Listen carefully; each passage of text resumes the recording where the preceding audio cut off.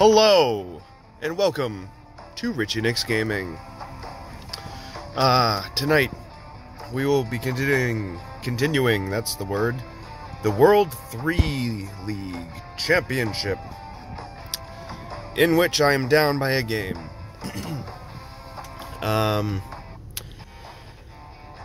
Please like, please subscribe, please share. Don't forget to follow me on Twitter at Richie Nick's Gam1. That's Richie Nick's Gaming without the ing and the number 1 instead. All this stuff will be in the description. Also, please make sure to comment your game suggestions. You may notice that my channel has had an increase in games other than Baseball 9. I have taken a lot of viewer suggestions. I am compiling a list. If I have not yet gotten to your list, if I responded to your comment, then know that it is on my list and will eventually show up on the channel. I've also been taking suggestions from friends off of YouTube, and I've been a little more open to the in-game ads. I've played I think 2 games from ads now. I've only posted one of them. No, that's not true. Yeah, I've only posted one of them, sorry. And, you know, hit and miss. But, you know, I'm just trying to expand. I want to put out the product that you guys want to consume. I want to make the videos you guys want to watch. So let me know what it is that you want to watch. And yes, when I finish Baseball 9, I'm assuming that winning the championship of the World 1 League will feel like completion. I may come back and play the game, if only because I like it, or to get these achievements I haven't yet unlocked. But I will be moving on to Baseball Star after this. But anyway, let's get into it.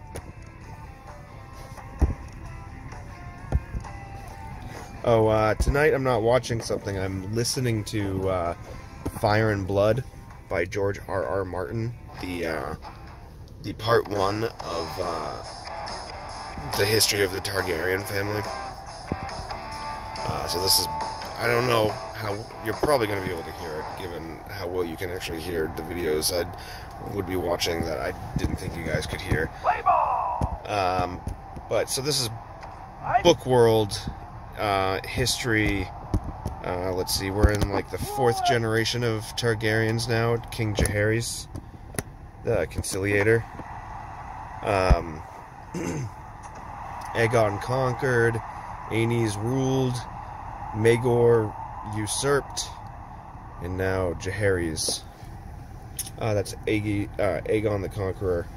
Aenys, Aegon the Dragon, he was also called. I forget what Aenys' nickname was.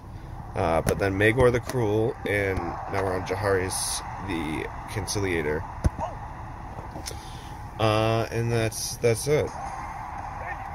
That his acolytes began to say that his seed really, was a barren woman fertile. Much was the ignorance and really good opening inning here. Husbands began to offer him their wives, and mothers their... Not. No, but still scoring right away to make up for all the not scoring this series. Began to paint images of the cock of the moon on their shields. A brisk trade grew up in clubs, pendants, and staffs carved to resemble Moon's member. A touch with the head of these talismans was believed to bestow prosperity and good fortune. Every day, Septon Moon went forth to denounce the sins of House Targaryen and the lick-spittle who committed their abominations, whilst inside Old Town, the true father of the faithful had become a virtual prisoner in his own palace, unable to set forth outside the confines of the starry sea.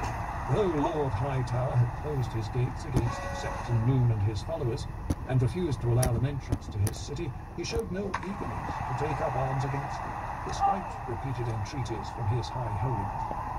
When pressed for reasons, his lordship cited a distaste for shedding pious blood, but shit. many claimed the real reason was his unwillingness. Alright, so you may have noticed that there was a little edit there, and that the timer on my little logo has started over.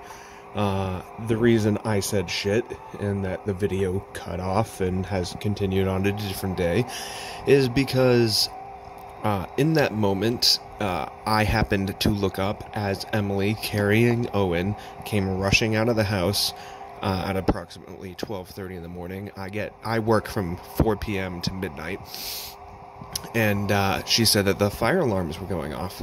I did not see or hear anything, but she was in full panic mode. She said the fire alarms are going off. Like, what do we do? And before I told her to call 911, I wanted to A, confirm that this was actually happening, and B, get other phone numbers off of the refrigerator that we would have needed. And let's just say I went inside, and none of the alarms were going off. But that's not to say that she was lying or imagining it. She said that she was first awoken by the alarm upstairs, and that the alarm downstairs, as she was leaving, was telling her that there was a fire, like literally using the words fire, fire. So I believe her because A, she would have been much more awake for the second one than the first one. B, that makes multiple ones going off, and C, at some point, the alarms were going off for me when I was alone with Owen in the past, and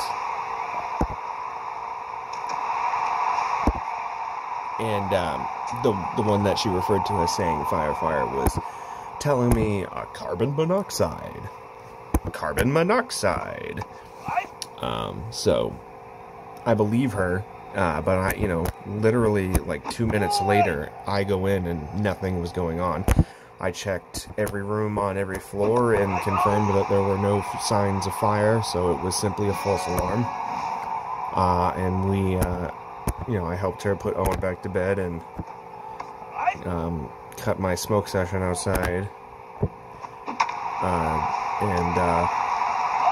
Just like made everything better, but so that's what happened. So I would also like to take this opportunity to there was a person, I'm assuming they are not a subscriber due to the way that they were treating me, named Hermano Boy.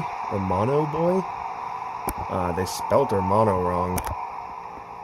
Their profile picture seems to be pretty obviously an openly feminine girl.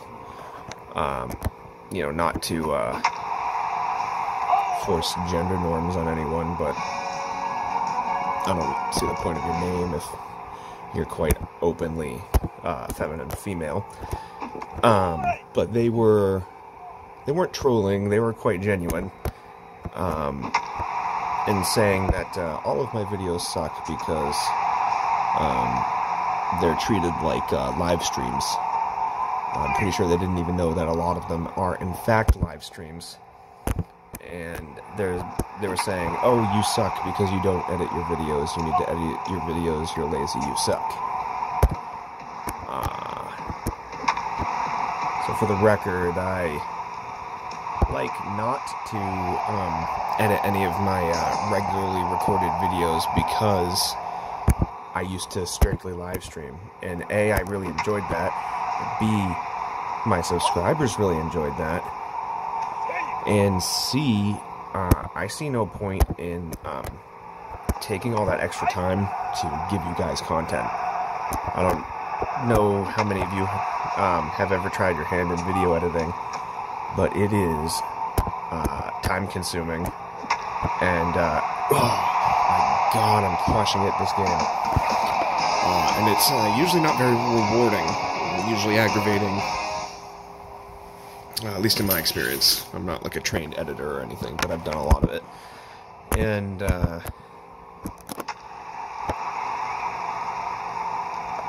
forget where I was going with that.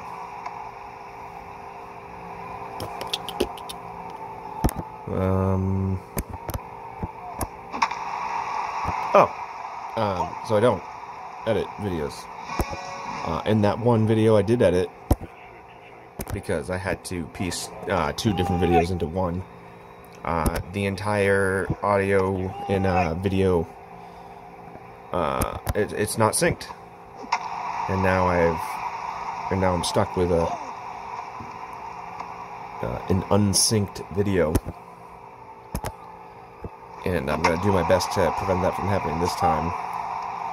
But I wasn't going to post a 5-minute video of the first inning ending with me swearing and not explaining what happened, because that's a disservice to you guys.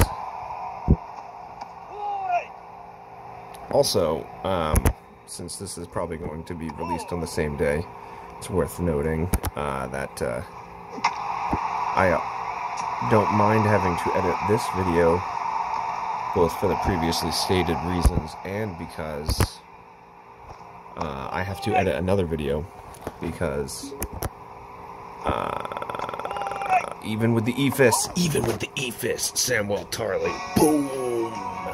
Even when the pitch was the slowest it could be, he still beat that steal attempt. Where was I? I keep interrupting myself. Oh, I'm putting another video together, because I have a lot of $2 credits for the Google Play Store. They don't stack, so I don't have like $20 in Google Play money. I have like 10 $2 credits. And so I've been taking game suggestions from you guys, and now I genuinely need game suggestions. These credits do expire on August 21st, so I have to use them by then. And the games I will play that you guys suggest is no longer limited to free to download, free to play games. Unfortunately, the credits are not good for in-app purchases. They're not good for music. They're not good for movies. They're not good. They're only good for games and apps, like purchasing them in the store. So, if you had game suggestions before, but did not give them because I pretty much explicitly said that I would only do free-to-play games, then fret not. You are no longer encumbered by that specification. But again, the games do have to be either 99-cent games or $1.99 games, because the credit is for only $2, and they do not stack. I tried to, I was checking on that.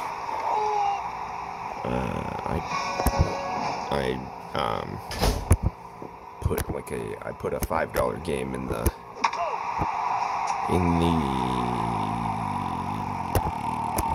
what's the phrase we use? The cart? And it automatically applied the credit, and instead of bringing the cost down to 0 by using 3 $2 credits, it brought the cost down to $3 by using 1 $2 credit. So, if the game you suggest is more than $2, I will just point you in the direction of my description in my videos, where I have my PayPal account listed. I opened it for the use on my music channel, Richie Nick's Music, to sell sheet music and music equipment, but I also have been advertising it as one-time donations, both to support the channel and to do things such as, here's the money to buy a game I want you to play. So, all of that information.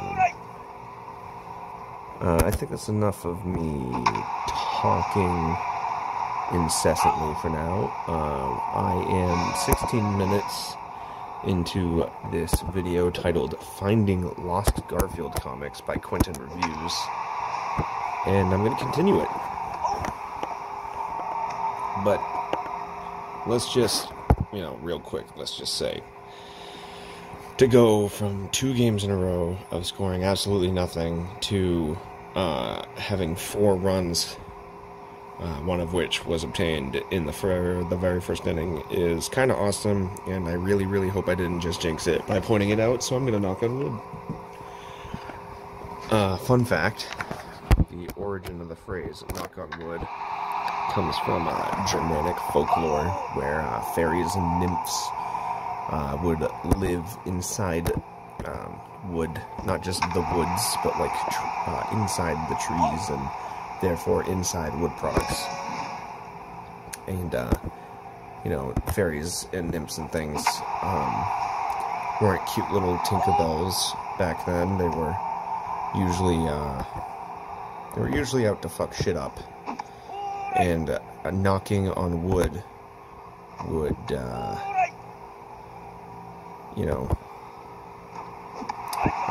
discombobulate them. So if you were, basically the idea was, if you're planning something important, you knock on wood so the fairies don't fuck with you.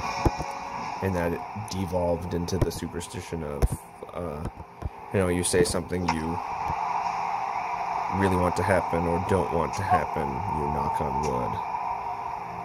I don't subscribe to most superstitions, but between knowing the background of that superstition and it being a super simple and painless one, I often do it.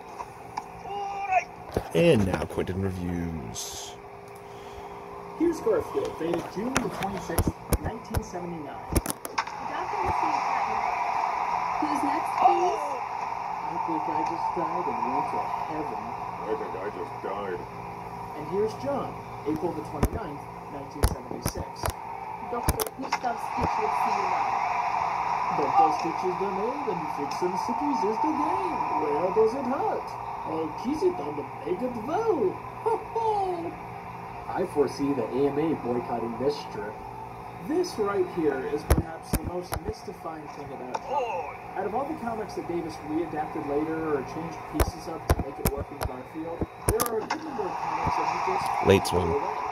Potentially because some of them were just a little too weird. This TV season really stinks Garfield. With, of course, the one exception. Farrah Fawcett. Farrah Fawcett. There were so many comics I found while researching this. I actually ended up requesting more scans because I found John to be a lot more interesting than one, despite it not being the thing that I was originally researching. And I could sit here all day analyzing the various That guy's fast. in each and every adaptation, but I think we'll wrap this up on one that a lot of you will be very interested in. You know the pipe strip? The one that everyone says is perhaps the greatest Garfield comic of all time? It has a predecessor by the name of it, and that pipe was a candy cane.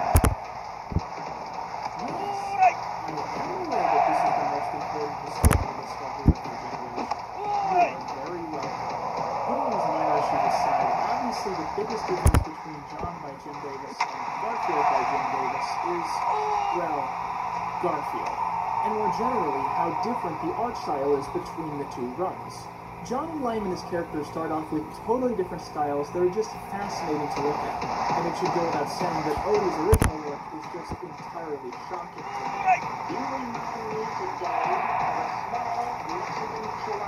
But as I said, Garfield the character is the biggest surprise. He was a fan of 2 sliding catches in a row. I was shocked that this was his original work. Went online to Amazon to look up Game of Thrones merchandise and I was able to get because a penny can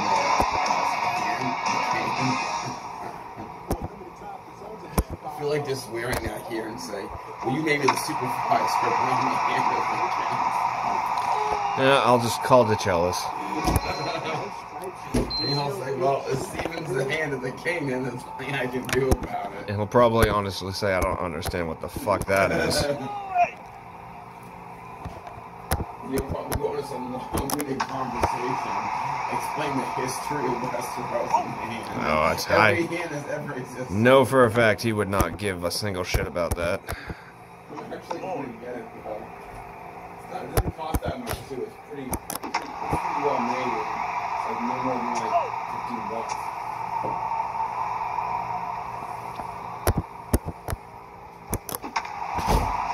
I don't give a single fuck about a single thing he just said. And I blame him for that 2-run home run I just gave up. I'm genuinely pissed at him now. Oh, no way.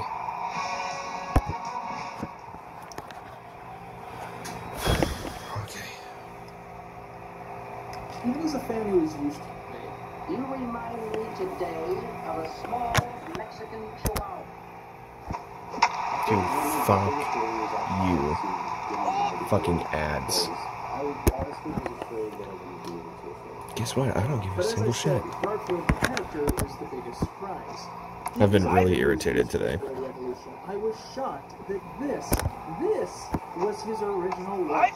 No stripes, no details, big cheeks, barely a mouth at first, freckles around his face. A Says weird big mark on cheeks his as if tail. that doesn't It's mean just anything. Weird. Like, I think the more I Garfield looked has at it, always had big I cheeks. Not as something I actually like or I would want to keep around, but just as an historical thing to study. This was the earliest drawing Jim Davis ever did of Garfield. And he didn't get a single thing right. But it started this massive legacy, one that still lasts today. And for that, this very image deserves to be placed in the Smithsonian and toured all around the world like a lost Van Gogh. Everything we have today, everything we hold dear and care about, all started on January 1976. John by Jim Davis ran unchanged until August the 1st, 1977. This was when Jim Davis decided to give the comic Boom. This was Dr. Malcolm.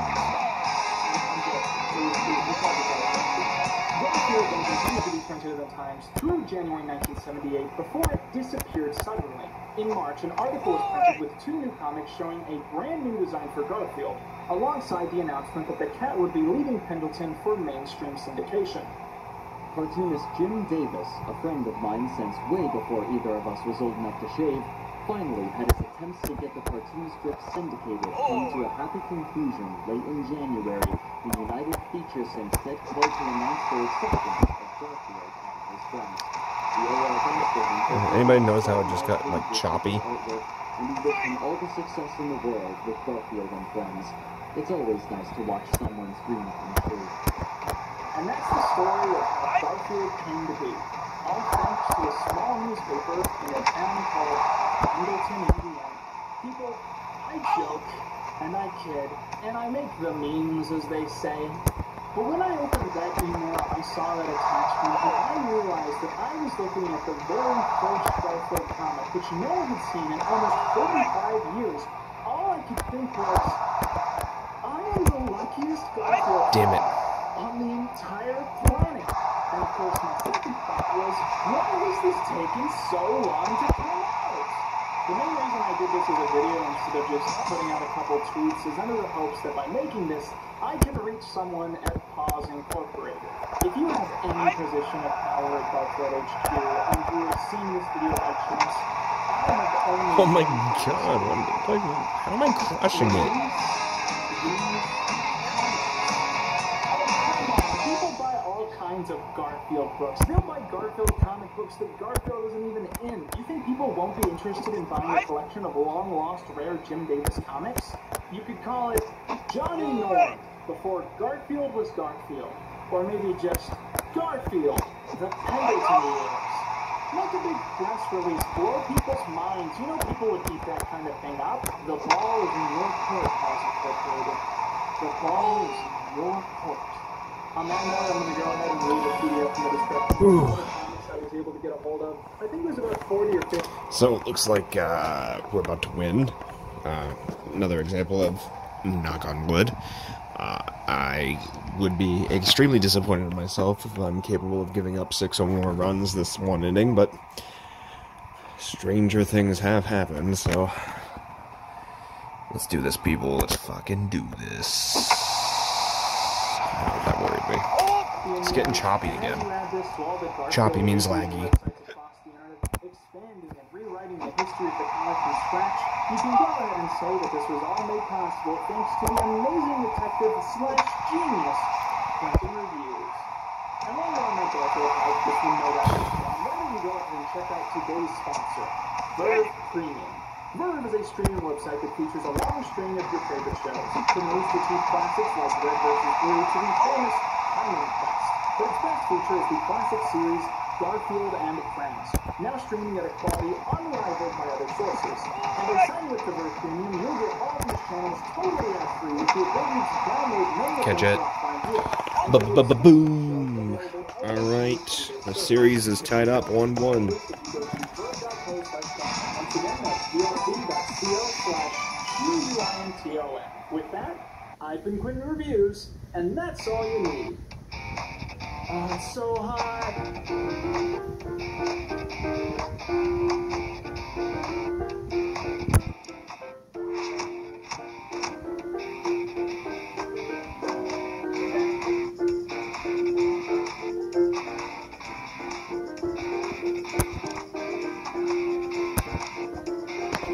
Alright, everybody.